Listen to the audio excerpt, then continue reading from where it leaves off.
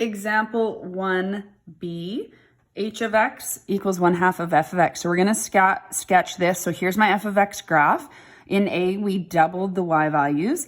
In B here, we're going to put x times 1/2 of the y. So we're going to cut all those y values in half. So my original x value does not change. So I like to, again, list all of those. So I'm thinking of one thing at a time. Now I'm going to cut all these in half. Now remember, this was the answer to A, so don't look at those. In fact, I'm going to put my eraser. We're ignoring those values right now. Hopefully you can see that still okay. So what I'm going to do is cut each of these in half. So 1/2 of 4 is 2. 0 divided by 2 is still 0. 2 divided by 2 is 1. 0 and 2.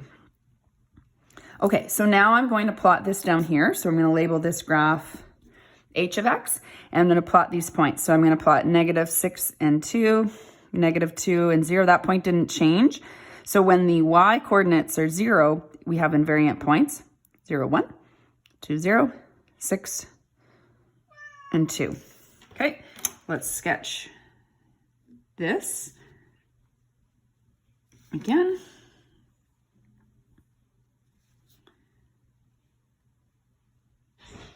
And we have that. So what's happened here is instead of this being a distance of 4, it's now a distance of 2. So it's cut in half.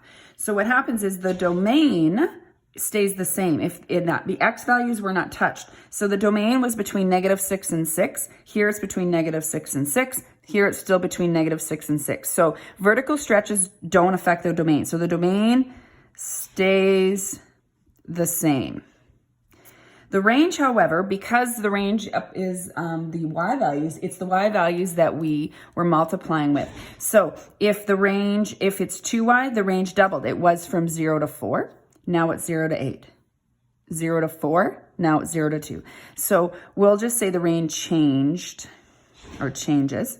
Invariant points in this case would be where the y values were 0. Well, those are the x-intercepts. So the invariant points in a vertical stretch are the x-intercepts.